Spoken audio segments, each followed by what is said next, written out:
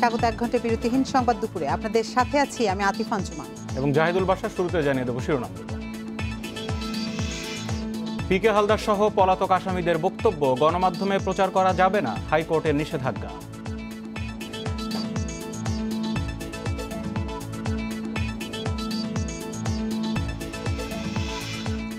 সীমান্তে সন্ত্রাসীদের নির্মূলে যৌথ অভিযান চালাবে বিজিবি বিএসএফ, দুদেশই পরস্পরকে তথ্য দিয়েছে।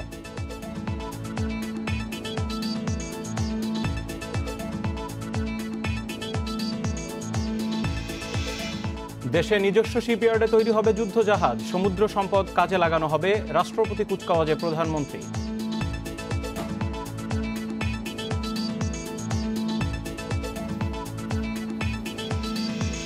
ওয়াসার সব খাল ঢাকার 2 সিটি কর্পোরেশনকে হস্তান্তর কাল, দখল দূষণ রোধে জোর মেয়রদের।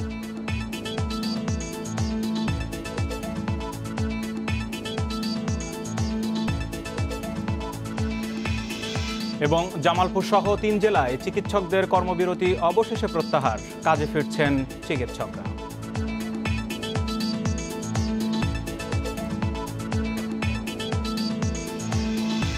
বিরতিহীন সংবাদ দুপুরের প্রধান খবরগুলো শুনছিলেন, এবার যাব পুরো খবরে।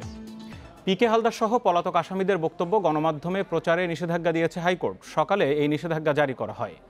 এর আগে সকালে প্রায় 3000 কোটি টাকা পাচারের অভিযোগ নিয়ে গণমাধ্যমে পলাতক পিকে হালদারের সাক্ষাৎকার, সংবাদ প্রচার ও পুনঃপ্রচার বন্ধে যথাযথ ব্যবস্থা গ্রহণের নির্দেশনা চেয়ে হাইকোর্টে আবেদন করে দুদক। বিচারপতি নজরুল ইসলাম তালুকদার ও বিচারপতি আহমেদ সোহেলের হাইকোর্ট বেঞ্চে এই আবেদন করা হয়। আবেদনে তথ্য মন্ত্রণালয় ও বিটিআরসির প্রতি নির্দেশনা দেওয়ার আর্জিও জানানো হয়। পাশাপাশি বেসরকারি টিভি চ্যানেলে পিকে হালদারের প্রচারিত সাক্ষাৎকার এবং প্রচারিত টকশোর ভিডিও ক্লিপ আদালতে তলব চেয়েও আবেদন করা হয়। এর আগে মঙ্গলবার দুদকের আইনজীবী পিকে হালদারের সাক্ষাৎকারের বিষয়টি আদালতের নজরে আনেন। আদালত এ বিষয়ে লিখিত আবেদন দেওয়ার নির্দেশ দিলে সকালে লিখিতভাবে আবেদন করা হয়।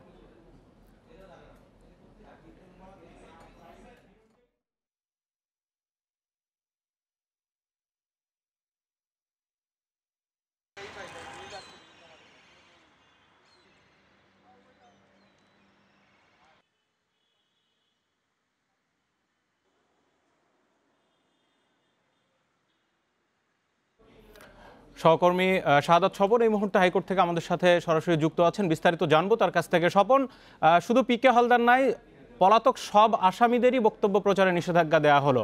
আইনজীবীদের সাথে আপনি কথা বলেছেন, প্রচার হলে কি ধরনের সমস্যায় পড়ে বা মামলার গ্রাউন্ডে কি ক্ষতি হয় সেই বিষয়ে একটু জানবো। একই সাথে আর বিস্তারিত কি জানানো হয়েছে? দেখুন, যে বিষয়টি আজকে আইনজীবী বলেছেন যে এইটি আজকে আদালত যে আদেশটি দিয়েছে এটি কিন্তু আসলে আগে থেকে এরকম একটি নিয়ম জারি ছিল যে পলাতক বা দণ্ডিত যেসব আসামি আছে তাদের বক্তব্য গণমাধ্যমে প্রচার করা যাবে না। মূলত এই গ্রাউন্ডেই যে বিষয়টি আইনজীবী বলেছেন যে যদি তারা কোনো বক্তব্য দেয় সেটি আদালতে দেবে। দণ্ডিত বা পলাতক আসামি কখনো গণমাধ্যমে বক্তব্য দিতে পারে না, এটি নৈতিকভাবেও পারে না, আইনগতভাবেও পারে না। কাজেই গণমাধ্যমের একটি দায়িত্ব রয়েছে। এই বিষয়টি কিন্তু আদালত আজকে আবার স্মরণ করিয়ে দিয়েছে। মূলত গত সোমবার একটি বেসরকারি টেলিভিশনের একটি টক শো এবং রাত 10টার সংবাদে পলাতক যে পিকে হালদার আছেন, পিকে হালদারের বক্তব্য প্রচারের পর গতকাল এই বিষয়টি দুদক এবং রাষ্ট্রপক্ষের পক্ষ থেকে আদালতের নজরে আনা হয় এবং আদালত তাদেরকে লিখিতভাবে তাদের ব্যাখ্যা দিতে বলেছিলেন যে কোন গ্রাউন্ডে তারা আবেদনটি করেছেন, যে এই বক্তব্য প্রচারে কি ক্ষতি হয়েছে সেই বিষয়টি তাদেরকে ব্যাখ্যা করতে বলেছিলেন। আজকে সেই বক্তব্যটি তারা ব্যাখ্যা তুলে ধরেছেন বিচারপতি নজরুল ইসলাম এবং বিচারপতি আহমেদ সোহেলের হাইকোর্ট বেঞ্চে।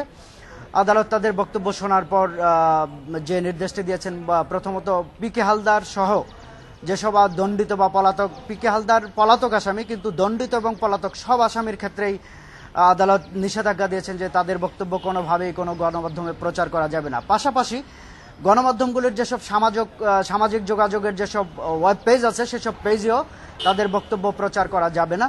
এবং পিকে হালদারের যে বক্তব্যটি ইতিমধ্যেই প্রচারিত হয়েছে এবং ইউটিউব সহ বিভিন্ন সোর্সে অবস্থান করছে সেগুলিকেও ইমিডিয়েটলি সরিয়ে দেওয়ার নির্দেশ দেওয়া হয়েছে। স্বপন, আরেকটি বিষয়, তাহলে এই ক্ষেত্রে এই মুহূর্তে সোশ্যাল যেই মাধ্যমগুলো আছে, সামাজিক যোগাযোগ মাধ্যম যেগুলো আছে, সেখানে গণমাধ্যমের বাইরে ব্যক্তি পর্যায় থেকেও কি সেগুলো নিয়ে তো তাহলে কথাবার্তা বলা বা লেখালেখিও করা যাবে না কোনো পলাতক আসামির পক্ষে, নাকি? এটি আসলে সুনির্দিষ্টভাবে আদালত বলেননি। আদালত যেটি সামাজিক যোগাযোগ মাধ্যমের ক্ষেত্রে যেটি বলেছেন যে ধরুন একটি বক্তব্য প্রচারিত হলো একটি গণমাধ্যমে, সেটি কোনো ব্যক্তি যদি ব্যবহার করে, যেটি নিষেধাজ্ঞা আছে সেটি সে ব্যক্তি হয়তো প্রচার করতে পারবে না, যদিও এটি সুনির্দিষ্টভাবে বলা হয়নি। তবে এটি নির্দিষ্ট করে বলা হচ্ছে ওইসব গণমাধ্যমগুলোর টেলিভিশন বা পত্রিকার যেসব সামাজিক পেজ আছে সেসব পেজে তারা এটি প্রচার করতে পারবেন না। এই বিষয়টি নিশ্চিত করে বলা হয়েছে।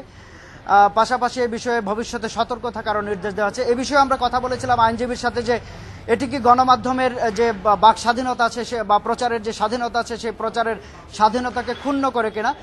তিনি যেটি বলেছেন যে এই নিয়মটি আগে থেকেই ছিল, কাজে এখানে গণমাধ্যমের অধিকার ক্ষুণ্ণের কোনো প্রশ্ন আসে না, কারণ পলাতক বা দণ্ডিত যারা আসামি তারা যদি কোনো বক্তব্য দেন সেটি আদালতেই দিতে হবে। আদালতই হচ্ছে উপযুক্ত জায়গা যেখানে তারা বক্তব্য দিতে পারবেন, এর বাইরে তারা কোথাও বক্তব্য দেওয়ার অধিকার রাখেন না। আরেকবার একটু আপনার কাছ থেকে আমরা জানতে চাই যে এই যে নিষেধাজ্ঞাটি দেয়া হলো সেই নিষেধাজ্ঞা মানা হচ্ছে কি হচ্ছে না, গণমাধ্যম সেই নিষেধাজ্ঞা মেনে চলছে কিনা, এই বিষয়গুলোর মনিটরিং এর জন্য বা এইগুলো নজরদারির জন্য কাদেরকে বলা হয়েছে? এটি তো আসলে যে সংস্থাগুলো আছে বিটিআরসি সহ অন্যান্য যেসব সংস্থা আছে বা তথ্য মন্ত্রণালয়, এই বিষয়গুলি এখন পর্যন্ত আমরা বিস্তারিত জানতে পারিনি। আমরা আরো আইনজীবীদের সাথে কথা বলবো, তখন আরো বিস্তারিত জানতে পারবো। তবে সংশ্লিষ্ট যে মন্ত্রণালয়গুলো আছে, তথ্য মন্ত্রণালয় তো থাকবে, বিটিআরসি থাকবে, তাদের পাশাপাশি অন্যান্য যেসব সংস্থা আছে তারাও হয়তো এই বিষয়ে ওয়াচ করবে। এবং গণমাধ্যমকে কিন্তু সতর্ক করা হয়েছে যেন এরকম কোনো ব্যক্তির পলাতক বা দণ্ডিত কোনো ব্যক্তির বক্তব্য প্রচার করা না হয়। সাদা সাহেব, আপনাকে অনেক ধন্যবাদ। পলাতক কোনো আসামির বক্তব্য গণমাধ্যমে প্রচার করা যাবে না, বিস্তারিত জানছিলাম এই বিষয়ে। ভারতের সীমান্তে অবস্থানরত বাংলাদেশের সন্ত্রাসীদের তথ্য বিএসএফকে দেওয়া হয়েছে বলে জানিয়েছেন স্বরাষ্ট্রমন্ত্রী আসাদুজ্জামান খান। সকালে রাজধানীর পিলখানায় বিজিবি পদক প্রদান অনুষ্ঠানে একথা জানান তিনি। এ সময় তিনি বলেন, বিজিবি বিএসএফ এর সম্মিলিত প্রচেষ্টায় সীমান্তে সন্ত্রাসীদের নির্মূল করা হবে। আসাদুজ্জামান খান বলেন, বিএসএফ এর পক্ষ থেকে কিছুদিন আগে বাংলাদেশে অবস্থানরত বিচ্ছিন্নতাবাদীদের তথ্য দেওয়া হয়েছিল। সেসব তথ্যের ভিত্তিতে অভিযান চালানো হলেও কোনো সন্ত্রাসীর খোঁজ পাওয়া যায়নি। বাংলাদেশের মাটিতে বিচ্ছিন্নতাবাদীদের কোনো ঠাঁই নেই বলে হুঁশিয়ারি দেন স্বরাষ্ট্রমন্ত্রী। পরে ইংরেজি বর্ষবিদায় এবং নতুন বছর বরণের আয়োজন নিয়ে স্বরাষ্ট্রমন্ত্রী বলেন, 31 উপলক্ষে পর্যাপ্ত নিরাপত্তা ব্যবস্থা নেওয়া হয়েছে। যে কোনো পরিস্থিতি নিয়ন্ত্রণে প্রস্তুত আছে আইন শৃঙ্খলা বাহিনী। কোথাও কোনো ঝুঁকি নেই বলেও আশ্বস্ত করেন স্বরাষ্ট্রমন্ত্রী আসাদুজ্জামান খান।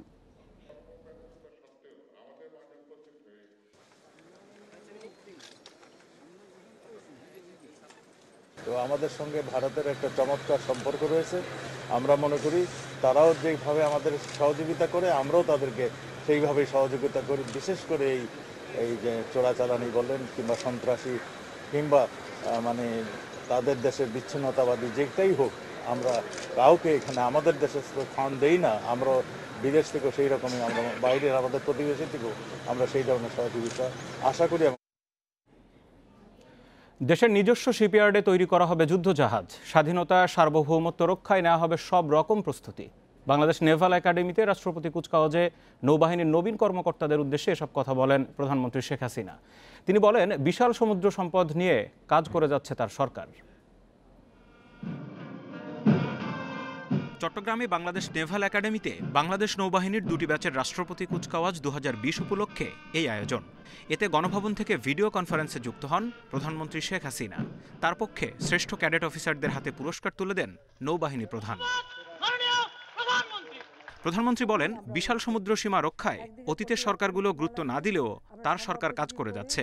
অর্থনৈতিক উন্নয়নে কাজে লাগানো হবে সমুদ্র সম্পদকে। আর অপরদিকে আমাদের সমুদ্র সীমায় আমাদের যে অধিকার আছে সেটা নিয়ে তথ্য উপাত্ত সংগ্রহ করি। আমরা আন্তর্জাতিক আদালতে মামলা করে আমাদের দুটি প্রতিবেশী দেশ ভারত এবং মিয়ানমার, যদিও তাদের বিরুদ্ধে আমরা মামলা করি, কিন্তু বন্ধুত্বপূর্ণ সম্পর্ক বজায় রেখে সে মামলা করে আমরা বিজয় অর্জন করি এবং বিশাল সমুদ্র সীমা আমরা অর্জন করতে সক্ষম হই। নবীন নৌ অফিসারদের উদ্দেশ্যে প্রধানমন্ত্রী বলেন, বাংলাদেশ যুদ্ধ চায় না, চায় শান্তি। তবে দেশের সার্বভৌমত্ব রক্ষায় সব বাহিনীকে প্রস্তুত থাকতে হবে। এ সময় শক্তিশালী নৌবাহিনী গড়ে তুলতে সরকারের বিভিন্ন উদ্যোগের কথা তুলে ধরেন প্রধানমন্ত্রী। বলেন, আগামীতে নিজস্ব শিপইয়ার্ডে তৈরি হবে যুদ্ধজাহাজ। আমরা ইতিমধ্যে 27টি যুদ্ধজাহাজ সংযোজন করেছি। 2017 সালে নৌবহরের দুটি অত্যাধুনিক সাবমেরিন আমরা সংযোজন করেছি। ফলে আমাদের বাংলাদেশ নৌবাহিনীকে আমরা একটা সম্পূর্ণ ত্রিমাত্রিক বাহিনীতে রূপান্তর করতে সক্ষম হয়েছি। নিজস্ব শিপইয়ার্ডে আমরা আমাদের যুদ্ধ জাহাজও তৈরি করব এবং যার কাজ ইতিমধ্যে আমরা কিছু কিছু শুরুও করেছি। আর তাছাড়া কক্সবাজার পেকুয়াতে আমরা সাবমেরিন ঘাঁটি নির্মাণ করছি এবং দেশের ৯৯ ভাগ ঘরে বিদ্যুৎ পৌঁছে দেওয়া হয়েছে জানিয়ে শেখ হাসিনা বলেন, কাউকেই গৃহহীন রাখা হবে না, চলছে ঘর নির্মাণের কাজ।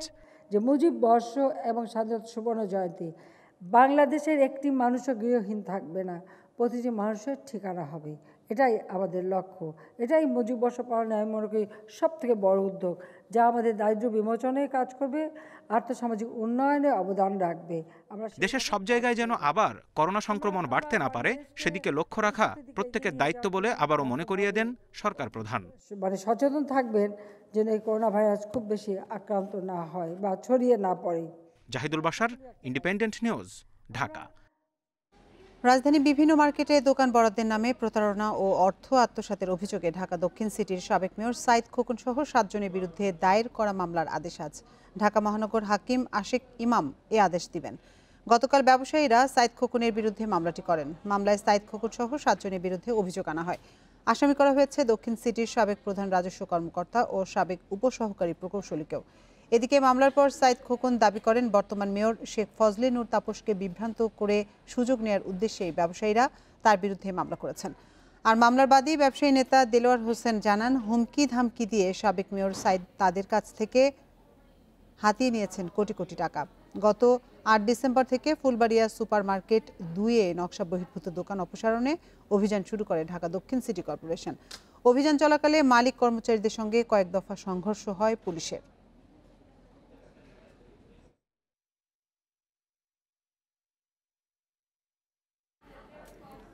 ঢাকা দক্ষিণে চলমান উচ্ছেদ অভিযান কোনো ব্যক্তির বিরুদ্ধে না, কেউ হেয় হলে সিটি কর্পোরেশনের কিছু করার নেই বলে জানিয়েছেন দক্ষিণের মেয়র শেখ ফজলে নূর তাপস। দুপুরে রাজধানীর খিলগাঁওয়ে বর্জ্য ব্যবস্থাপনার উদ্বোধনীতে একথা জানান তিনি। সিটি কর্পোরেশনকে পরিপূর্ণভাবে দুর্নীতিমুক্ত করতে যা যা করা প্রয়োজন সবই করা হবে বলেও জানান মেয়র শেখ ফজলে নূর তাপস। এই অবৈধ দখলদার কার্যক্রম সকল অবৈধ দখলদারের বিরুদ্ধে, এখানে কোনো ব্যক্তির বিরুদ্ধে না। সুতরাং আমাদের এই কার্যক্রম থাকবে এবং কোনোভাবেই এই কার্যক্রমকে বাধাগ্রস্ত করা যাবে না। আমরা কোনোভাবেই সেটাতে আপোষ করব না।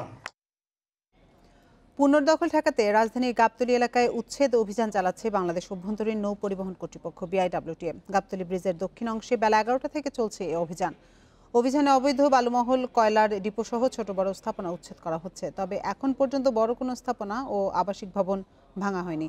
ভাঙা ভবনগুলোর বেশিরভাগই ব্যবসা প্রতিষ্ঠান। ভাঙতে ব্যবহার করা হচ্ছে এক্সকাভেটর। অভিযানে BIWT এর সাথে রয়েছে আইনশৃঙ্খলা রক্ষাকারী বাহিনীর সদস্যরা। এর আগে মঙ্গলবার গাবতলীর উত্তর অংশে উচ্ছেদ অভিযান চালায় BIWTM। অভিযানে 47টি আধাপাকা ঘর সহ বিভিন্ন ধরনের স্থাপনা উচ্ছেদ করা হয়। পরে নদীর সীমানায় রাখা সামগ্রী নিলামে বিক্রি করা হয়। অভিযানে মঙ্গলবার 1 একর জমি উদ্ধার করা হয় বলে জানায় সংস্থাটি।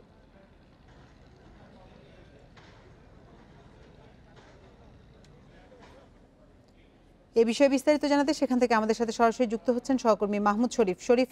BIWT দফায় দফায় বেশ কয়েকদিন ধরেই অভিযান পরিচালনা করছে। গতকালও গাবতলী এলাকায় অভিযান পরিচালিত হয়েছে, আজ আবার অভিযান পরিচালনা করছে। তো এখন পর্যন্ত কতটি স্থাপনা ভেঙে ফেলা হয়েছে সে বিষয়ে সবশেষ কি তথ্য আছে আমাদের জানাবেন, সেখানকার সবশেষ পরিস্থিতি। দেখুন, সকাল 10:30টার দিকে এই গাবতলী ব্রিজের দক্ষিণ পাশে যেসব অবৈধ স্থাপনা রয়েছে নদীর জমিতে সেগুলোই উচ্ছেদ শুরু করে BIWT এর নেতৃত্বাধীন যে টিম রয়েছে সেই টিম। আমরা সকাল থেকে এখন পর্যন্ত কাঁচা পাকা মিলিয়ে শখানেক স্থাপনা উচ্ছেদ করেছে, এটি আমরা দেখেছি এবং সেই উচ্ছেদ অভিযান এখন পর্যন্ত চলমান রয়েছে। আমরা যে বিষয়টি দেখেছি যে এই যে BIWT এর যে অভিযান, এই অভিযান বিভিন্ন সময় পরিচালিত হয়ে থাকে এবং অভিযান শেষে আবার যখন দীর্ঘ সময় এটি মনিটরিং বা দেখভাল না হয় তখন আবার নদীর জমিতে এই দখলমুক্ত করা জমিতে আবারও দখল হয়ে যায় বা আবারও এই নদীর জমিতে বিভিন্ন ব্যবসা প্রতিষ্ঠান গড়ে ওঠে বা বালু এই বুড়িগঙ্গার তীর ঘেঁষে যে বা এই যে নদীর তীর ঘেঁষে যে বালু, পাথর বা ইটের ব্যবসা প্রতিষ্ঠান রয়েছে এরা আসলে এই নদীর জমিতে তাদের ব্যবসা শুরু করে। তো বিআইডব্লিউটিএ বলছে এই অভিযান আসলে চলমান এবং এটি চলবে, কারণ আমরা যে বিষয়টি দেখেছি সকাল থেকে যে সব স্থাপনা উচ্ছেদ করা হয়েছে, এখানে বেশ কয়েক জায়গাতে এই ব্যবসায়ীরা কিছু কাগজপত্র দেখিয়েছে, অর্থাৎ তারা দাবি করেছিল যে এটি ঢাকা জেলা প্রশাসনের পক্ষ থেকে এটি লিজ নেওয়া হয়েছে এবং সেই অনুমোদনের প্রেক্ষিতে তারা এখানে ব্যবসা করছে। তবে বিআইডব্লিউটিএ বলেছে যে এখানে নদীর জমি ঢাকা জেলা প্রশাসন কি করে এদেরকে লিজ দিয়েছে এটি আসলে তারা ব্যাখ্যা বিশ্লেষণ করবে, আরও দেখবে। এ কারণে শুধু স্থাপনা উচ্ছেদ করছে, এই স্থাপনার মধ্যে যে সব মালামাল রয়েছে সেই সব মালামাল কিন্তু নিলামে তুলে বিক্রি করা হচ্ছে না। যে অভিযান পরিচালনার পর আবার সেখানে অবৈধ স্থাপনা গড়ে তোলে নজরদারির অভাবে, তো এখনো কি সেই পরিস্থিতি চলমান থাকবে? নজরদারির অভাব থাকবে নাকি নজরদারি রাখবে কর্তৃপক্ষ? কি বলছে তারা? দেখুন, বিআইডব্লিউটিএ বরাবরই বলে আসছে যে এই যে নজরদারি করার জন্য তাদের যে জনবল, সেই জনবল পর্যাপ্ত নয়, যে কারণে যখন অভিযান শেষ করা হয় এরপর দীর্ঘদিন যখন আবার এটি মনিটরিং না হয়, দেখভাল না হয়, তখন আবারও এখানে সেই নদীর জমি দখল করে ব্যবসা প্রতিষ্ঠান গড়ে ওঠে বা বিভিন্ন ব্যবসা প্রতিষ্ঠান গড়ে ওঠে। এমন প্রেক্ষাপটে তারা বলছে যে জনবল সংকট থাকার পরেও তারা এখন চেষ্টা চালিয়ে যাবে এই যে দখলমুক্ত করা বা নদীর জমিতে যাতে কোনো স্থাপনা গড়ে না ওঠে এটি শতভাগ নিশ্চিত করা, এটি তারা চেষ্টা চালিয়ে যাবে। তবে এই যে জনবল সংকটের মধ্যে সেটি আসলে কতটুকু সম্ভব হবে এটি তারা নিজেরাও শঙ্কিত বিষয়টি নিয়ে, কারণ আমরা যে বিষয়টি দেখেছি যে বিভিন্ন সময় বিআইডব্লিউটিএ তাদের এই অভিযোগ করে আসছে যে জনবল না থাকার কারণে তারা আসলে তাদের যে নদীর জমি সেটি পুরোপুরি দখলমুক্ত রাখতে পারছে না। আরেকটি বিষয় আমরা দেখেছি যে এই যে দখলমুক্ত করা যে হচ্ছে যেসব জমি, সেই সব জমিতে বিআইডব্লিউটিএর পক্ষ থেকে বৃক্ষরোপণ করা হচ্ছে, অর্থাৎ এই সব জায়গাতে যাতে আবার নতুন করে স্থাপনা গড়ে উঠতে না পারে বা ব্যবসা প্রতিষ্ঠান গড়ে উঠতে না পারে, এর জন্য বৃক্ষরোপণ করা হচ্ছে। রাজধানী গাবতলী থেকে বিআইডব্লিউটিএর উচ্ছেদ অভিযানের সবশেষ তথ্য জানাচ্ছিলেন সহকর্মী মাহমুদ শরীফ। আনুষ্ঠানিকভাবে কাল ঢাকার 2 সিটি কর্পোরেশনকে ওয়াসার খাল হস্তান্তর করা হবে। সকালে হোটেল ইন্টারকন্টিনেন্টালে এই খাল হস্তান্তর করবেন স্থানীয় সরকার মন্ত্রী তাজুল ইসলাম। জানিয়েছেন নগরবাসীর সুবিধার কথা চিন্তা করেই 2 সিটিকে খাল দেওয়া হচ্ছে। নিজেদের সক্ষমতা তৈরি হয়েছে জানিয়ে 2 মেয়র বলছেন দখল দূষণে জোর দেবেন তারা। এবছর বর্ষা মৌসুমে নগর জুড়ে জলাবদ্ধতা সৃষ্টি হলে খালের বেহাল দশা দেখাতে স্থানীয় সরকার মন্ত্রী তাজুল ইসলামকে ঘটনাস্থলে নিয়ে যান ঢাকার 2 মেয়র আতিকুল ইসলাম ও শেখ ফজলেনুর তাপস। এ সময় ওয়াসাকে ব্যর্থ দাবি করে সংস্থার কাছে থাকা 26 খালের দায়িত্ব চান 2 মেয়র। এরপর খাল হস্তান্তরের যৌক্তিকতা যাচাই বাছাই গঠন করা হয় কমিটি। নভেম্বরে 2 সিটি কর্পোরেশনকে খাল হস্তান্তরের নীতিগত সিদ্ধান্ত গ্রহণ করা হয়। অবশেষে বৃহস্পতিবার আনুষ্ঠানিকভাবে খাল হস্তান্তর করা হচ্ছে 2 সিটিকে। স্থানীয় সরকার মন্ত্রী তাজুল ইসলাম জানিয়েছেন, যেহেতু সিটি কর্পোরেশন জনপ্রতিনিধি নিয়ে গঠিত, সেহেতু খাল রক্ষণাবেক্ষণে সংস্থাটি ভালো কাজ করতে পারবে। এগুলো নাকি উদ্ধার না করলে আমাদের ঢাকা শহরকে একটা সত্যিকার অর্থে সুস্থ বসবাসের উপযোগী শহরে রূপান্তরিত করা যাবে না, সেগুলোকে চিহ্নিত করে আমরা ব্যবস্থা ইতিমধ্যে নেওয়ার জন্য বলেছি। খাল রক্ষণাবেক্ষণে নিজেদের সক্ষমতা তৈরি হয়েছে বলে জানিয়েছেন ঢাকার 2 মেয়র। তারা বলছেন, খালের দায়িত্ব পেলে প্রথমে সীমানা নির্ধারণ করবেন, জলাবদ্ধতা নিরসনে ভূমিকা রাখতে পারবেন বলেও জানান 2 মেয়র। খালের 2 পার নির্ধারণ করার পরপরই আমরা আমাদের ম্যাজিস্ট্রেটের মাধ্যমে খালের পারগুলোকে আমি ক্লিয়ার করব আগে, তারপরেই হলো আমাদের খালের নাব্যতা ক্লিয়ার করার জন্য। বাট অবশ্যই এটা চ্যালেঞ্জ তো থাকবেই, কিন্তু চ্যালেঞ্জ কাউকে না কাউকে নিতে তো হবেই চ্যালেঞ্জ। যেগুলো যদি আমাদের রক্ষণাবেক্ষণে দেওয়া হয় আমরা সেটা সংরক্ষণ করব, আমরা রক্ষণাবেক্ষণ করব এবং আমরা সেখানে একটা নান্দনিক পরিবেশ সৃষ্টি করব এবং মূল কাজ হবে যে পানি নিষ্কাশনের যে জায়গাটা একদম মুক্ত রাখা। আমরা আশাবাদী যে এটা যদি আমরা নিশ্চিত করতে পারি তাহলে ঢাকা শহরের জলাবদ্ধতার একটি বড় অংশ আমরা সুরাহা করতে পারব। সিটি কর্পোরেশনের কাছে খাল গেলে দখল দূষণ ঠেকানো সম্ভব বলেও মনে করেন ঢাকার 2 mayor. Adilur Rahman, independent news, Dhaka. হাইকোর্টের রিট থাকায় দেশের সরকারি মাধ্যমিক বিদ্যালয়ে ভর্তি লটারি স্থগিত করা হয়েছে। মঙ্গলবার রাতে মাধ্যমিক ও উচ্চশিক্ষা অধিদপ্তর মাউসি এক বিজ্ঞপ্তিতে এ স্থগিতাদেশ দেয়। মাউশির বিজ্ঞপ্তিতে বলা হয়েছে, করোনা পরিস্থিতিতে 2021 শিক্ষাবর্ষে সরকারি মাধ্যমিক বিদ্যালয়ে অনলাইন লটারির মাধ্যমে শিক্ষার্থী ভর্তির তারিখ নির্ধারিত ছিল আজ, কিন্তু হাইকোর্টে রিট থাকায় এই কার্যক্রম সাময়িক স্থগিত করা হলো। পরবর্তীতে অনলাইন লটারির তারিখ ও সময় জানিয়ে দেওয়া হবে বলেও বিজ্ঞপ্তিতে জানানো হয়। 11 ডিসেম্বর শিক্ষা মন্ত্রণালয়ের অনুমোদন পাওয়ার পর মাউশি 2021 শিক্ষাবর্ষে অনলাইন লটারি ভর্তির বিজ্ঞপ্তি জারি করে। এর আগে শুধু প্রথম শ্রেণীতে লটারির মাধ্যমে শিক্ষার্থী ভর্তি করা হতো। তবে এবার করোনার কারণে স্কুল বন্ধ থাকায় শিক্ষা মন্ত্রণালয়ের অধীন স্কুলগুলোতে সব শ্রেণীতেই লটারির মাধ্যমে শিক্ষার্থী ভর্তি করার কথা বলা হয়। আর 27 ডিসেম্বর পর্যন্ত আবেদনও নেওয়া হয়।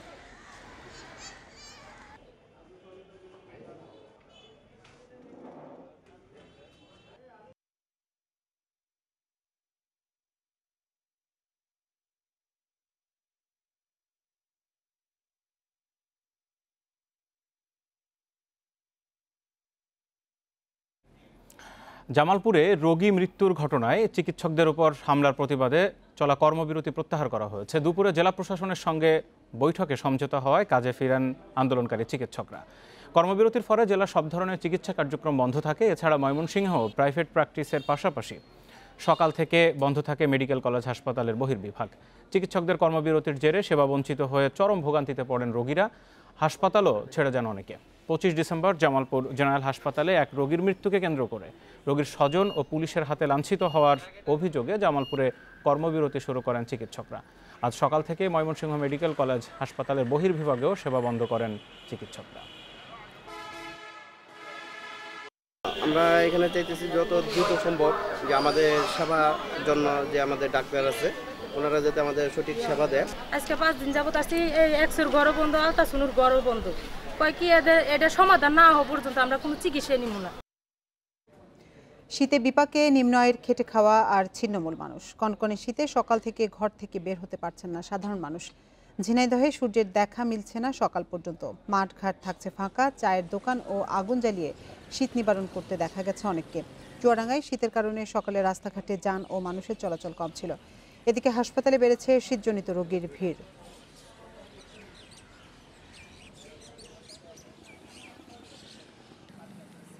খুবই ঠান্ডা পড়ছে, এর জন্য চুয়াডাঙ্গাবাসী খুবই কষ্ট, কিন্তু তারপরেও জীবিকার জন্য সমস্ত মানুষ বাইরে বের হচ্ছে। খুব কষ্টকর অবস্থা এবং খুবই বিপর্যয়ের ভিতরে আছে চুয়াডাঙ্গাবাসী। রাজধানীতে ফুটপাত ও রাস্তা দখল করে অর্ধশতাধিক ট্রাফিক কন্ট্রোল রুম করা হয়েছে, যেগুলো জনসাধারণের চলাচলে বাধা তৈরি করছে। সিটি কর্পোরেশন বলছে আলোচনার মাধ্যমে পর্যায়ক্রমে সবগুলো সরিয়ে দেওয়া হবে। তবে পুলিশের দাবি নাগরিকদের কোনো সমস্যা হচ্ছে না, তাই একটি স্থাপনাও সরানো হবে না। রাজধানীর কলাবাগানে ফুটপাতের উপর তৈরি করা হয়েছে ট্রাফিক কন্ট্রোল রুম। এগুলোর প্রতিটি বিভিন্ন কোম্পানির বিজ্ঞাপনে ঢেকে ফেলা হয়েছে। বেশিরভাগ সময় অকেজো পড়ে থাকে। নাগরিকদের অভিযোগ, এসব কন্ট্রোল রুম চলার পথে বাধা ছাড়া আর কিছুই নয়। সেটা দূর করা উচিত। তার কারণে সেখানে আইন শৃঙ্খলা বাহিনী আইন প্রয়োগ করতে যা তারাও আইনের একটা অপব্যবহার এখানে হচ্ছে আমি মনে করব। সেজন্য এটাকেও সরা দিয়ে ফুটপাতকে একদম জনগণের মুক্তভাবে চলার ব্যবস্থা করা উচিত। না, জায়গায় জায়গায় এত পুলিশ বক্সের তো কোনো দরকার দেখিনি, বা একটা দূরে একটা হলো ওটা ঠিক আছে, বাট ওই পুলিশরা অনেক সময় ঝামেলা করে দেখা যায়, এদের মধ্যে অনেক ইটিজার থাকে। শ্যামলী, কলেজগেট, মোহাম্মদপুর, মিরপুর সহ রাজধানীর বিভিন্ন জায়গায় রাস্তা বা ফুটপাতের উপর এমন কন্ট্রোল রুম রয়েছে অর্ধশতাধিক। পর্যায়ক্রমে সবগুলো তুলে দেওয়া হবে বলে জানালেন ঢাকা উত্তরের মেয়র। রোডের উপরে বা ফুটপাতের উপরে যেসব জায়গায় আছে আমরা কিছু জায়গায় সরিয়ে দিয়েছি অলরেডি। পুলিশরাও আমার কাছে এসেছিল, স্যার আমরা কই যাব, আমরাও তো আপনাদেরই সন্তান। এটাই বাস্তবতা। যেহেতু এটা আনপ্ল্যান্ড হয়েছে, আমরা চাই কিছু জায়গায় প্ল্যান করে এই কাজগুলোকে করার জন্য। তবে পুলিশের ট্রাফিক বিভাগ বলছে কোনো কন্ট্রোল রুম সরানো হবে না। ট্রাফিক সদস্যদের জন্য এসব খুবই জরুরি। নাগরিকদের ভোগান্তি হচ্ছে না, নাগরিকরা হাইটে যাইতে পারে, কিন্তু ট্রাফিক পুলিশের কন্ট্রোল করার জন্য জায়গা দরকার। ফুটপাত আপনার ট্রাফিক পুলিশ বক্স সরিয়ে নেওয়ার কোনো পরিকল্পনা এই মুহূর্তে বিএমপির নাই। জাতীয় সংসদ ভবনের সামনের রাস্তার উপর পুলিশ বক্স থাকায় সোমবার তা উচ্ছেদ করে উত্তর সিটি কর্পোরেশন। বন ইবনে কামাল, ইন্ডিপেন্ডেন্ট নিউজ, ঢাকা। দেশের আকাশসীমা পুরোপুরি নিয়ন্ত্রণে ফ্রান্সের প্রতিষ্ঠান থ্যালাসের কাছ থেকে অত্যাধুনিক প্রযুক্তির রাডার কেনা হচ্ছে। সবকিছু ঠিক থাকলে আগামী ফেব্রুয়ারিতেই শুরু হবে কাজ। এতে ড্রোন, হেলিকপ্টার থেকে শুরু করে তদারকি করা যাবে সব ধরনের আকাশযান। এদিকে নতুন এই রাডারে ADS-B প্রযুক্তি যুক্তের পরামর্শ দিচ্ছেন এভিয়েশন বিশেষজ্ঞরা।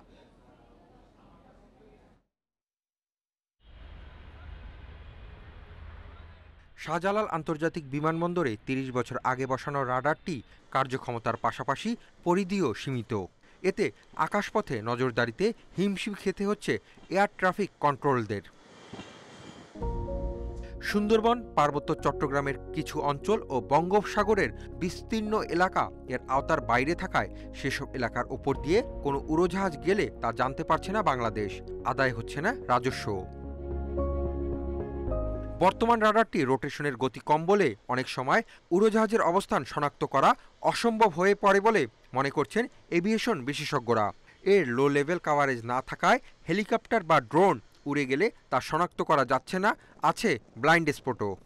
এই রাডারের সাথে যেন ADS-B বা অটোমেটিক ডিপেন্ডেন্ট সার্ভেলেন্স ব্রডকাস্টটি সংযুক্ত বা করার মতন ব্যবস্থাপনা থাকে এবং সেই সাথে আমি মনে করি সেটা বাংলাদেশে যে ছোট ছোট ডোমেস্টিক এয়ারপোর্টগুলো আছে সেখানে ADS-B ইনস্টল যদি করা যায় তবে আমাদের আকাশপথ ব্যবস্থাপনা অনেক বেশি ভালো হবে। এ অবস্থায় ফ্রান্সের প্রতিষ্ঠান থ্যালাসের তৈরি অত্যাধুনিক প্রযুক্তির রাডার বসানোর প্রক্রিয়া শুরু হয়েছে বলে জানিয়েছেন বেসামরিক বিমান পরিবহন ও পর্যটন মন্ত্রণালয়ের জ্যেষ্ঠ সচিব মহিবুল হক। বিষয়টি ক্রয় সংক্রান্ত কমিটিতে পাঠানো হয়েছে উল্লেখ করে তিনি বলছেন, সবকিছু ঠিক থাকলে আগামী ফেব্রুয়ারিতেই শুরু হবে কাজ। সিভিল এভিয়েশন নিজস্ব অর্থায়নে এই কাজটা করছে। আমরা আশা করছি যে আগামী ফেব্রুয়ারির ভিতরে এটার কাজ শুরু হয়ে যাবে। আমরা সার্ভেলেন্সটা আমরা করতে পারবো, আমরা নজরদারি বাড়াতে পারবো। এই রাডারটি বসানো হলে দেশের ক্যাচমেন্ট এরিয়ায় উড়োজাহাজ এলে পর্যবেক্ষণ করা যাবে গতিবিধি, পাশাপাশি বৈদেশিক আয় বাড়ানোর সুযোগও দেখছেন মন্ত্রণালয়। Hasib Mahmud Shah, independent news, Dhaka. গত 15 বছরের ঢাকা বিশ্ববিদ্যালয়ে আত্মহত্যা করেছেন 36 জন শিক্ষার্থী, আর এবছর আত্মহত্যা করেছেন 7 জন। হতাশা, মানসিক চাপ, বিষণ্ণতা, সম্পর্কের টানাপোড়েন এবং চাকরি নিয়ে অনিশ্চয়তার কারণে আত্মহননের পথ বেছে নেন শিক্ষার্থীরা। বিশেষজ্ঞরা বলছেন, বিষণ্ণতা ও মানসিক বিপর্যয়ের সময় পরিবার আর কাছের মানুষের সমর্থনই এই সিদ্ধান্ত থেকে ফিরিয়ে আনতে পারে শিক্ষার্থীদের। ঢাকা বিশ্ববিদ্যালয়ের প্রাণিবিদ্যা বিভাগের 3য় বর্ষের শিক্ষার্থী তৌহিদুল ইসলাম সিয়াম 27 ডিসেম্বর রাজধানীর মোহাম্মদপুরে নিজ বাসায় আত্মহত্যা করেন। একমাত্র ছেলের আত্মহত্যায় শোকে স্তব্ধ বাবা মা। কিভাবে যে হলো, সে এত ভদ্র ভালো ছিল বা তার কোনো শত্রু আছে আমার মনে পড়ে না, বা আমাদের সাথেও কোনো মনমালিন্য দেখিনি।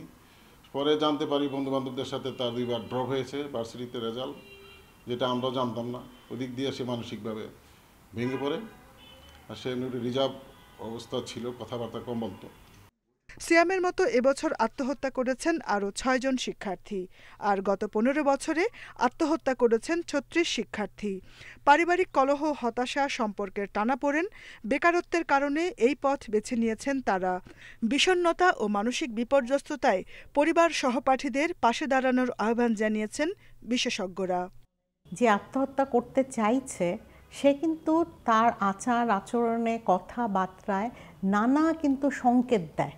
মৃত্যু চিন্তা বা মৃত্যু নিয়ে কথাবার্তা, এই কথাগুলোকে সিরিয়াসলি নিতে হবে, অর্থাৎ ওর ভেতরের কথাগুলো কিন্তু জানতে হবে। এখন বাবা মার অবশ্যই সন্তানের মঙ্গলের জন্যে তাদেরকে ঠিক মতন খোঁজ খবর রাখতে হবে। আমার সন্তান কোথায় যায়, কার সাথে ঘোরে, তার একাডেমিক পারফরমেন্স কী সেটাও জানতে হবে। প্রায় সময় সে যদি দেরি করে ঘুম থেকে ওঠে তাহলে বুঝতে হবে যে সে রাত্রে কী করে, সেটা জানতে হবে।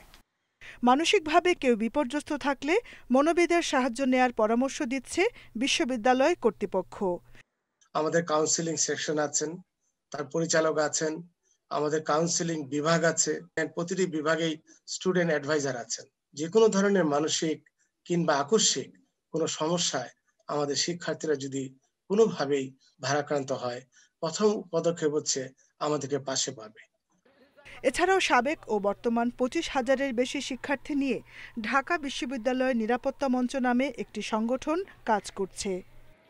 আমাদের নিজস্ব যারা কাউন্সিলর আছে তাদের মাধ্যমে আমরা মানসিক সহায়তা দিয়ে থাকি। সেই সাথে যদি কোনো প্রফেশনাল সাইকিয়াট্রিস্টের প্রয়োজন হয় সেইভাবে আমরা প্রফেশনালি কাউন্সিলিংয়ের ব্যবস্থা করে দিই।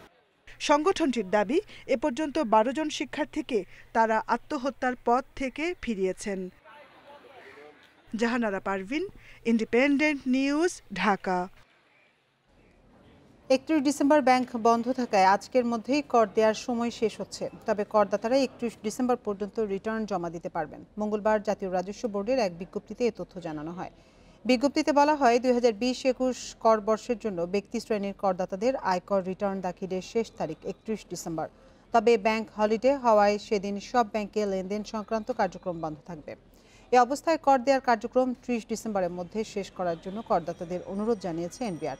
গত নভেম্বর মাসের শেষ দিকে করদাতাদের ভিড় ও আবেদনের পরিপ্রেক্ষিতে রিটার্ন দাখিলের সময় ১ মাস বাড়িয়ে ৩১ ডিসেম্বর পর্যন্ত করা হয়।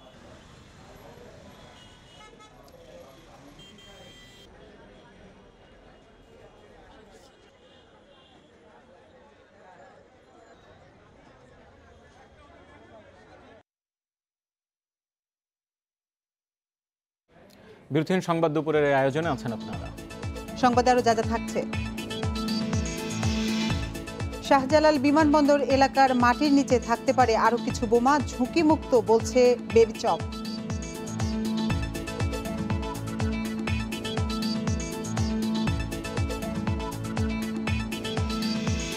বছরে নিজেদের শেষ ম্যাচে মেসিহীন বার্সার হোঁচট, রাতে নামছে লা লিগা চ্যাম্পিয়ন্স রিয়াল আতলেতিকো।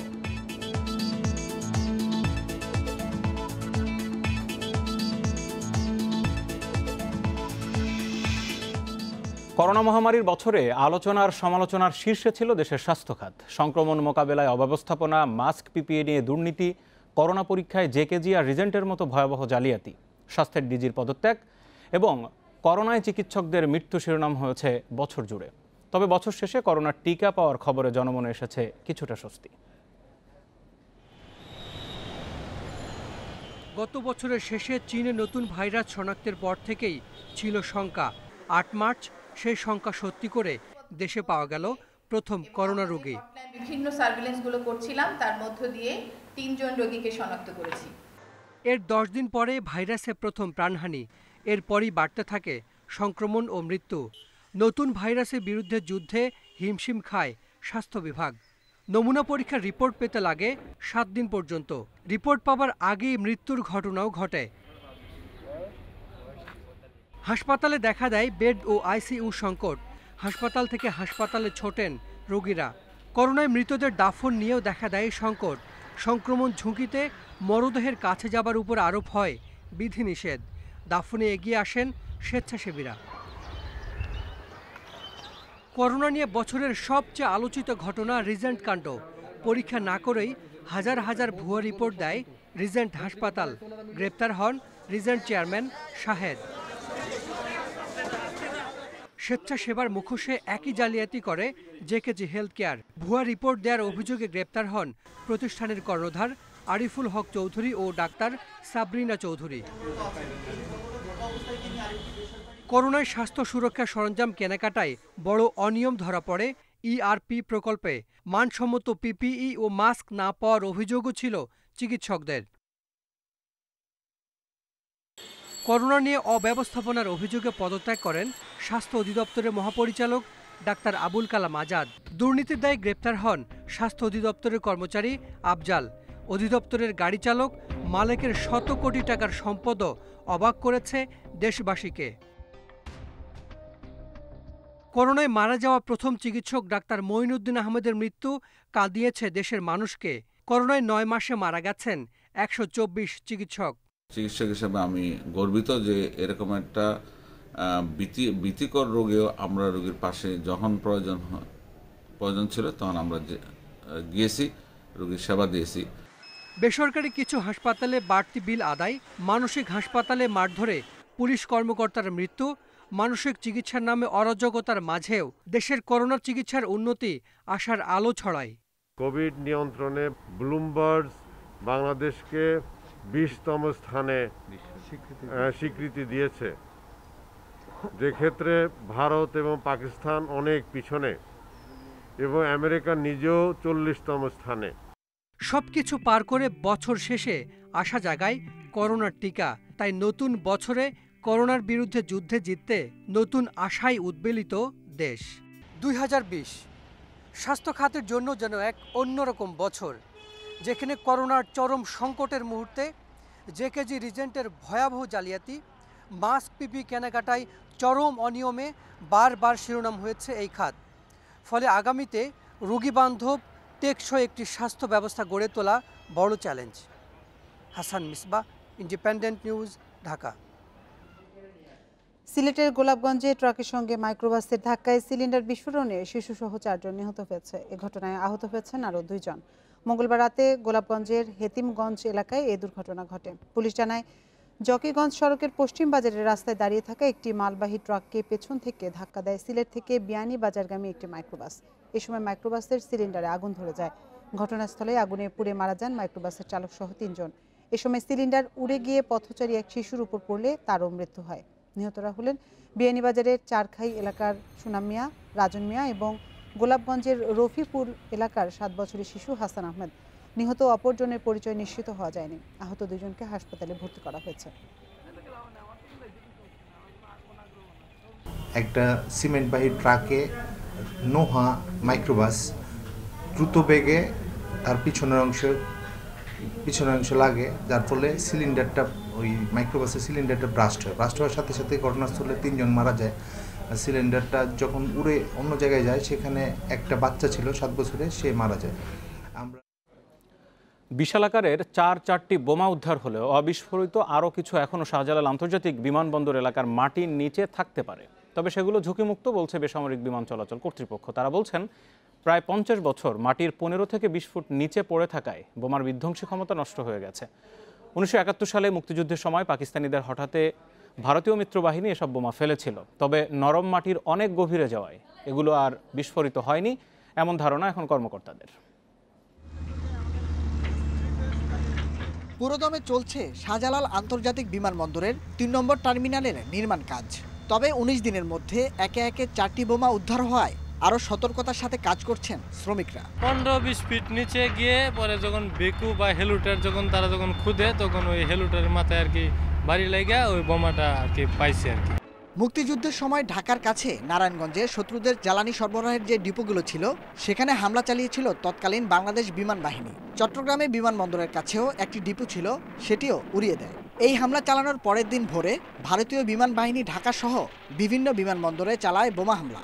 এই এলাকাটা এত বড় এলাকা, সেই সময় কোনো হিউম্যান হ্যাবিটেট ছিল না। তো ড্রপ করার পরও যখন এক্সপ্লোড করে নাই, so it had either there was something wrong with the fuse, or না হলে ভিতরে যে কেসিং ছিল ওটার মধ্যে কোনো ট্রিগার অ্যাকশন হয়নি আর কি। পাক বাহিনীকে পরাজিত করতে সেই বোমাগুলো মূলত বিমানের রানওয়ে নষ্ট, স্থাপনা গুঁড়িয়ে দেয়া এবং সামরিক ঘাঁটি ধ্বংসের মতো বড় ধরনের হামলায় ব্যবহৃত হতো বলছে বেসামরিক বিমান চলাচল কর্তৃপক্ষ। বমগুলো পাওয়া গেছে অনেক মাটির নিচে, প্রায় 15 থেকে 20 ফিট নিচে পাওয়া যাচ্ছে। বাস্ট হওয়ার কোনো আমরা অত সংখ্যা মনে করি না। তাছাড়া আমি তো এই ঘটনার পর এখানকার যারা ঠিকাদার আছে এবং যারা যারা শ্রমিকরা কাজ করছে তাদেরকে ব্রিফ করা হয়েছে। আমি তাদেরকে ব্রিফ করে দিয়েছিলাম যে তারা যেন সাবধানে করে। মুক্তিযুদ্ধের সময় পাকিস্তানি বাহিনীর বিরুদ্ধে চালানো বেশ কিছু বোমা অবিস্ফোরিত রয়ে যায় বলে মনে করছেন নিরাপত্তা বিশ্লেষকেরা। তারা বলছেন, বোমাগুলো বিস্ফোরিত হবে কিনা বেশিরভাগ ক্ষেত্রে সেটির মেকানিজম বা কোন জায়গায় গিয়ে পড়েছে তার উপর নির্ভর করে। বিমানবন্দরের আশেপাশে আরো বিস্ফোরিত বোমা থাকতে পারে, কিন্তু এগুলোতে ভয়ের কিছুই নেই। 30, 40, 50 বছর এগুলো থেকে যেতে পারে। এটা যতক্ষণ পর্যন্ত কেউ ডিস্টার্ব করবে এগুলো। 1971 সালের 3 ডিসেম্বর থেকে যৌথ বাহিনী পাকিস্তানিদের সব দিক থেকে পরাস্ত করতেই বিমান হামলা চালিয়েছিল। ভারতীয় বিমান বাহিনী কেবল ঢাকায় নয়, পাকিস্তানি হানাদার বাহিনীর বিরুদ্ধে একইভাবে হামলা চালানো হয়েছিল যশোর ও চট্টগ্রামে, যার মূল লক্ষ্য ছিল বিমানের রানওয়েকে অকেজো করে দেওয়া। বিমানবন্দর কর্তৃপক্ষ বলছে, টার্মিনালের এই এলাকায় থাকতে পারে অবিস্ফোরিত আরও বেশ কিছু বোমা, তবে সেগুলো মাটির অনেক নিচে থাকায় ঝুঁকি অনেকটা কম বলছেন বিশেষজ্ঞরা। Nahid Kamal, Independent news, Dhaka. ফাইজারের পর এবার অক্সফোর্ডের বিজ্ঞানীদের উদ্ভাবিত অ্যাস্ট্রাজেনেকার ভ্যাকসিনের অনুমোদন দিয়েছে যুক্তরাজ্য। বুধবার দেশটির ওষুধ প্রশাসন এই অনুমোদন দেয়। এই টিকাকে নিরাপদ ও কার্যকর বলে দাবি করেছে সংশ্লিষ্টরা। ইতিমধ্যে টিকা নির্মাতা প্রতিষ্ঠান অ্যাস্ট্রাজেনেকার কাছে 10 কোটি ভ্যাকসিন অর্ডার করেছে যুক্তরাজ্য, যা দেশটির 5 কোটি নাগরিকের শরীরে প্রয়োগ করা হবে। যুক্তরাজ্যে টিকাদান কর্মসূচির জন্য এটিকে একটি বড় পদক্ষেপ হিসেবে দেখা হচ্ছে দেখছে দেশটির নীতি নির্ধারকেরা। এবছরের শুরুতে প্রথম এই টিকা তৈরি করে অক্সফোর্ড অ্যাস্ট্রাজেনেকা, পরে এপ্রিলে স্বেচ্ছাসেবীর উপর প্রয়োগ করা হয় এবং এরপর কয়েক ধাপে কয়েক হাজার মানুষের উপর এই টিকার পরীক্ষামূলক ট্রায়াল চালান প্রতিষ্ঠানগুলো।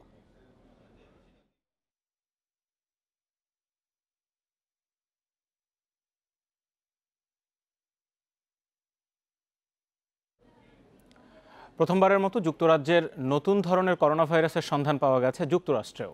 এর আগে এশিয়ার তৃতীয় ও চতুর্থ দেশ হিসেবে ভারত ও পাকিস্তানে মিলেছে এই ভাইরাস। এদিকে বিশ্বে করোনায় একদিনে 13,000-এর বেশি মানুষের মৃত্যু হয়েছে। এ নিয়ে মৃতের সংখ্যা এখন 17,95,000 ছাড়িয়ে গেছে। আর নতুন 6 লাখের বেশি রোগী নিয়ে মোট আক্রান্তের সংখ্যা এখন 8,23,00,000-এরও বেশি। ইউরোপ, আফ্রিকা এবং এশিয়ার বিভিন্ন দেশের পর এবার যুক্তরাষ্ট্র শনাক্ত হলো নতুন ধরনের করোনা ভাইরাস। এটির সঙ্গে যুক্তরাজ্যে পাওয়া ধরনটির মিল রয়েছে। কলোরাডোর 20 বছর বয়সী এক ব্যক্তির শরীরে পাওয়া গেছে দ্রুতগতিতে সংক্রমণ ঘটাতে সক্ষম ভাইরাসটি। তবে তিনি সম্প্রতি কোথাও ভ্রমণ করেননি বলে জানিয়েছে কর্তৃপক্ষ। এদিকে যুক্তরাষ্ট্রে আবারও বেড়েছে দৈনিক মৃত্যু ও সংক্রমণ। 24 ঘন্টায় দেশটিতে প্রাণ গেছে 3,400 মানুষের। নতুন রোগী শনাক্ত হয়েছে প্রায় 2 লাখ। এর মধ্যে মঙ্গলবার মডার্নার উদ্ভাবিত করোনার ভ্যাকসিন নিয়েছেন মার্কিন নবনির্বাচিত ভাইস প্রেসিডেন্ট কমলা হ্যারিস। অন্যদিকে ব্রাজিলেও বেড়েছে প্রাণহানি। 24 ঘন্টায় দেশটিতে প্রাণ গেছে প্রায় 1100। নতুন করে ভাইরাস মিলেছে 57,000-এর বেশি মানুষের দেহে। আর্জেন্টিনায় ও বেলারুশে শুরু হয়েছে রাশিয়ার স্পুটনিক ভি ভ্যাকসিনের প্রয়োগ। নতুন ধরনের ভাইরাসে নাকাল যুক্তরাজ্য। দেশটিতে একদিনে 53,000 রোগী শনাক্ত হয়েছে। প্রাণ গেছে 411 জনের। এ নিয়ে যুক্তরাজ্যের মৃতের সংখ্যা 71,500। এদিকে রোগীর সংখ্যা বাড়ায় দেশটির হাসপাতালগুলোতে ব্যাহত হচ্ছে চিকিৎসা সেবা। এছাড়াও 24 ঘন্টায় ইউরোপের অন্যান্য দেশ জার্মানিতে 935, ইতালিতে 659 ও রাশিয়ায় 562 জনের মৃত্যু হয়েছে। এদিকে এশিয়ার চতুর্থ দেশ হিসেবে করোনার নতুন ধরন শনাক্ত হয়েছে পাকিস্তানে। করাচিতে যুক্তরাজ্য ফেরত 3 জনের শরীরে মিলেছে এই ভাইরাস। এছাড়া চিলিতে পাওয়া গেছে যুক্তরাজ্যের নতুন ধরনের এই করোনা ভাইরাস। নুরে জান্নাত, ইন্ডিপেন্ডেন্ট নিউজ। করোনা মহামারীর কারণে প্রায় সারা বছরই লকডাউনে ছিল বিশ্বের নানা দেশ। তারপরেও নানা দেশে দেখা গেছে বিক্ষোভ, প্রতিবাদ, ঘটেছে সংঘাতের ঘটনাও। এর মধ্যে ভারতের কৃষক বিদ্রোহ ব্যাপক সাড়া ফেলেছে। এছাড়া যুক্তরাষ্ট্রে কৃষ্ণাঙ্গ হত্যার প্রতিবাদে অনেক দেশে হয়েছে বর্ণবাদ বিরোধী বিক্ষোভ। অন্যদিকে করোনার বিধিনিষেধ শিথিলের দাবিতে জার্মানি, ফ্রান্স সহ অনেক দেশে দেখা যায় প্রতিবাদ। 2019 সালের মাঝামাঝি থেকেই সরকার বিরোধী বিক্ষোভে উত্তাল ছিল চিলি, লেবানন, হংকং সহ বেশ কয়েকটি দেশ। সময়ের সঙ্গে আরও তীব্র হয় আন্দোলন। তবে এবছর ফেব্রুয়ারি-মার্চে করোনা বিস্তার বাড়লে স্তিমিত হয়ে আসে বিক্ষোভ। তবে প্রতি বছরের মতো এবারও অনেক সংঘাত, রাজনৈতিক পালাবদল দেখেছে বিশ্ব। যদিও মহামারীর প্রভাবে অনেক কিছুই রয়ে গেছে চোখের আড়ালে।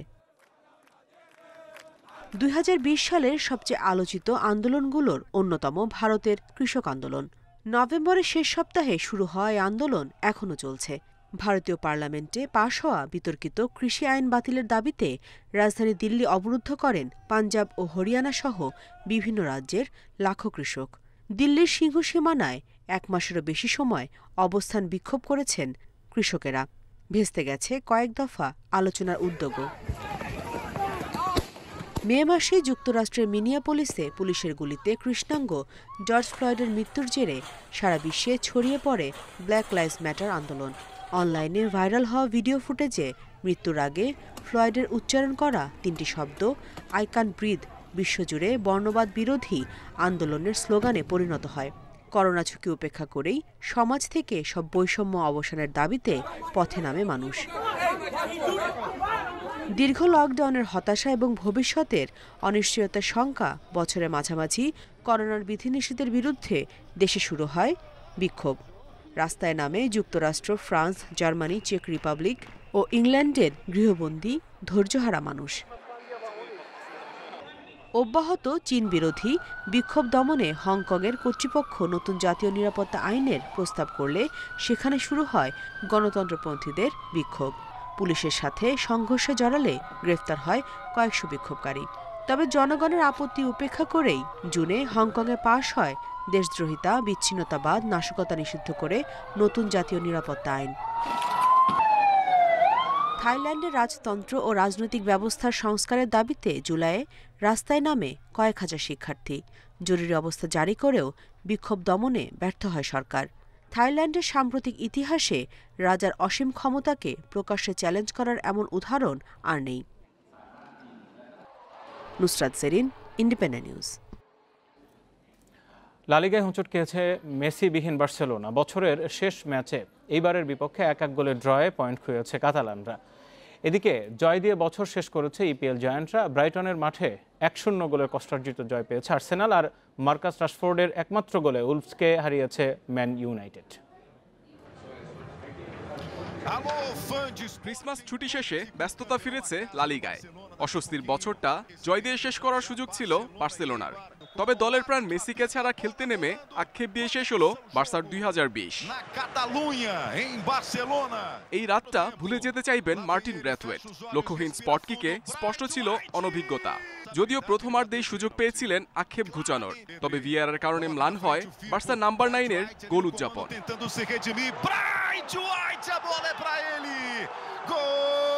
এলোমেলো বার্সা দ্বিতীয়ার্ধে পিছিয়ে পড়ে আরাহোর শিশু সুলভ ভুলে। এইবারের স্ট্রাইকার কিকে গার্সিয়ার নিশানাবাজিতে স্তব্ধ ব্লুগ্রানা। অভিজ্ঞ ডেম্বেলের কল্যাণে ফিরেছে সমতা। সতীর্থের অনবদ্য গোল মনে ধরেছে বিশ্রামে থাকা মেসি। শেষ দিকে ব্র্যাথওয়েট, পেদ্রির ফিনিশিং দুর্বলতায় বছরের শেষটা জয় রাঙাতে পারেনি বার্সা। ইপিএলে জায়ান্টদের জয়োৎসব। ওল্ড ট্রাফোর্ডে পয়েন্ট হারানো শঙ্কায় পড়েছিল ম্যান ইউনাইটেড, তবে শেষ মুহূর্তে রেড ডেভিলদের উল্লাসের উপলক্ষ করে দেন মার্কাস রাশফোর্ড। এই জয়ে লেস্টারকে টপকে টেবিলের 2-এ উঠে এলো সুলশায়ারের দল। জয় দিয়ে মোহাম্মদ নাজিম, ইন্ডিপেন্ডেন্ট নিউজ। আজও রোমাঞ্চ ছড়ানোর অপেক্ষায় ইউরোপিয়ান ক্লাবগুলো। বছরের শেষ ম্যাচে এলচের চ্যালেঞ্জ নেবে লা লিগা চ্যাম্পিয়ন রিয়াল মাদ্রিদ। ম্যাচ শুরু রাত 2:30টায়। এর আগে রাত 12:15 অ্যাটলেটিকোর অতিথি গেতাফে। এদিকে রাত 2টায় ইপিএল চ্যাম্পিয়ন লিভারপুল লড়বে নিউক্যাসল ইউনাইটেডের বিপক্ষে। এর 2 ঘন্টা আগে টটেনহ্যামের প্রতিপক্ষ ফুলহ্যাম। লা লিগায় টানা 6ষ্ঠ জয়ের খোঁজে রিয়াল মাদ্রিদ, সাথে সুযোগ জয় দিয়ে বছর শেষ করার। প্রতিপক্ষ এলচে, যে দলটা লিগে শেষ 8 ম্যাচে ধারাবাহিক ব্যর্থ। তাই বছরের শেষটা জয় দিয়ে রাঙানোর সম্ভাবনা উজ্জ্বল হয়েছে লস ব্লাঙ্কোদের। জিদানের জন্য স্বস্তি, চোট কাটিয়ে ফিরছেন হ্যাজার্ড। সাথে মাঠ মাতানোর অপেক্ষায় লুকা মডরিচও। তবে ম্যাচের বাইরে ফুটবলারদের চুক্তি ইস্যুতে চিন্তিত রিয়াল বস জিদান। রামোস ও ভাস্কেস নতুন চুক্তি সই না করায় ওদের দল ছাড়া নিয়ে গুঞ্জন উঠেছে। তবে আমি চাই ওরা দলে থাকুক, কারণ ওরা সবাই আমার কাছে সেরা। অচিরেই এই সংকটের সমাধান হবে। ওয়েস্ট ব্রমের কাছে হোঁচট খেয়ে আত্মবিশ্বাসে আঘাত লেগেছে লিভারপুলের। হতে প্রলেপ দেওয়ার সুযোগ অলরেডদের। প্রতিপক্ষ ধুঁকতে থাকা নিউক্যাসল। তবে চোট সমস্যা চিন্তার কারণ লিভারপুলের। জুয়েল মাতিব থাকছেন সাইড বেঞ্চে। আলকান্তারা ফিরলেও তাকে নিয়ে ঝুঁকি নিতে চান না ইউর্গেন ক্লপ। নিউক্যাসলের ম্যাচে আমাদের ঘুরে দাঁড়ানোর সুযোগ। চোট সমস্যা মানিয়ে খেলতে হবে আমাদের। জয় দিয়ে বছর শেষ করতে চাই। শীর্ষস্থান হারিয়ে নড়বড়ে অবস্থান টটেনহ্যামের। শেষ 4 ম্যাচে জয়হীন স্পার্স আত্মবিশ্বাস ফেরাতে চায় ফুলহ্যাম বধে। শুরুর একাদশে থাকতে পারেন ডেলে আলি ও জো রোডন। পরিসংখ্যান মরিনিয়োর দলের অনুপ্রেরণা। শেষ 5 দেখায় টটেনহ্যামের জয় শতভাগ। Mohammad Nazim, independent news. এই ছিল 1 ঘন্টা বিরতিহীন সংবাদ দুপুরের আজকের আয়োজনে। এতক্ষণ সাথে থাকার জন্য ধন্যবাদ। আর ফেসবুক, ইউটিউব ও টুইটারে চোখ রাখুন সংবাদের আরো বিস্তারিত দেখতে।